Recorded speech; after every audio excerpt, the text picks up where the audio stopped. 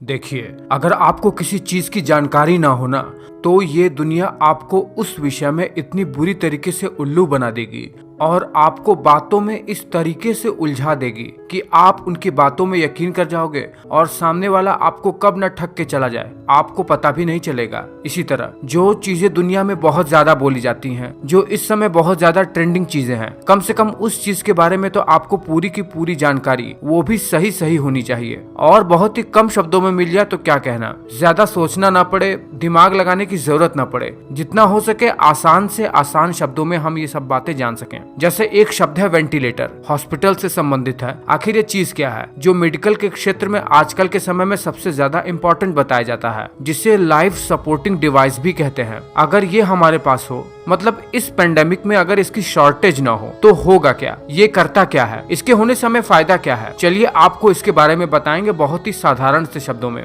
ज्यादा दिमाग लगाने की जरूरत नहीं पड़ेगी। देखिए, हमारा फेफड़ा हमें सांस लेने में मदद करता है। हम नाक से सांस लेते हैं। यह एयर जो कि हम नाक से लेते हैं वो विंड पाइप से होते हुए दो भागों में बढ़ जाता है, जो कि फेफड़ा होता है। इन फेफड़ों के अंदर छोटे छोटे बैग लाइक स्ट्रक्चर होते हैं जिन्हें एल्वेओलाई कहते हैं। यहीं से ऑक्सीजन ब्लड में पास होता है और पुराना कार्बन डाइऑक्साइड एल्वेओलाई से होकर नाक के द्वारा हमारे शरीर से बाहर निकल जाता है। लेकिन कुछ कंडीशन में ऐसा होता है जब व्यक्ति का फेफड़ा ढंग से काम नहीं कर पाता है, जैसे निमोनिया, कुछ खास प्रकार की फेफड़ों की बीमारियां, जैसे चीजों में उसे सांस लेने में मैकेनिकल मशीनों की आवश्यकता होती है और उसी मैकेनिकल मशीन को जो व्यक्ति को सांस लेने में मदद कर सकता है उसी को कहते हैं वेंटिलेटर। जैसा इसका नाम है, वेंटिलेटर मतलब वेंटिलेशन करने वाला। अब देखिए ये कैसा होता है, ये काम कैसे करता है। देखिए, सबसे पहले तो जिस भी पेशेंट को वेंटिलेटर पर लाना होता है उसे पहले कुछ खास प्रकार के ड्रग देकर बेहोश कर दिया जाता है। फिर इस प्रक्रिया में एक एल टाइप की टूल होती है जिसे लैरिंगोस्कोप कहते हैं। उसमें आगे की ओर एक सपोर्टिव ब्लेड होता है और इसमें एक टॉर्च भी लगा रहता है।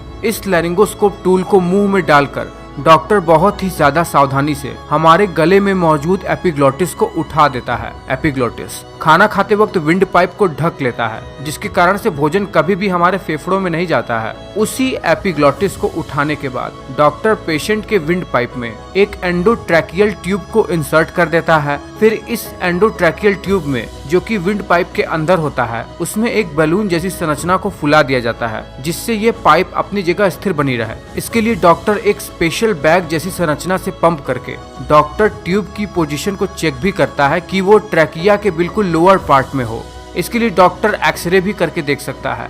एक बार ये सारा प्रोसेस पूरा हो जाए उसके बाद डॉक्टर इस एंडोट्रैकियल ट्यूब में एक मैकेनिकल वेंटिलेटर को जोड़ देता है, एक स्पेशली डिजाइन मैकेनिकल पंप जो कि मनुष्य के फेफड़ों को ऑक्सीजन प्रोवाइड कराने में मदद करता है और शरीर के अंदर से कार्बन डाइऑक्साइड निकालने में भी मदद करता है। ये व्यक्ति को सांस लेने में मदद करता है। इस प्रकार से एक व्यक्ति तब तक वेंटिलेटर पर रहता है जब तक वो खुद से सांस लेने में सक्षम न हो जाए और इसी प्रक्रिया में कार्बन डाइऑक्साइड और ऑक्सीजन की मात्रा को निरंतर चेक भी किया जाता रहता है। तो है ना बिल्कुल साधारण से शब्दों में वेंटिलेटर की पूरी जानकारी। आपको ये वीडियो कैसा लगा है मुझे नीचे कमेंट करके बताओ। अच्छा लगा है तो लाइक जरूर करना।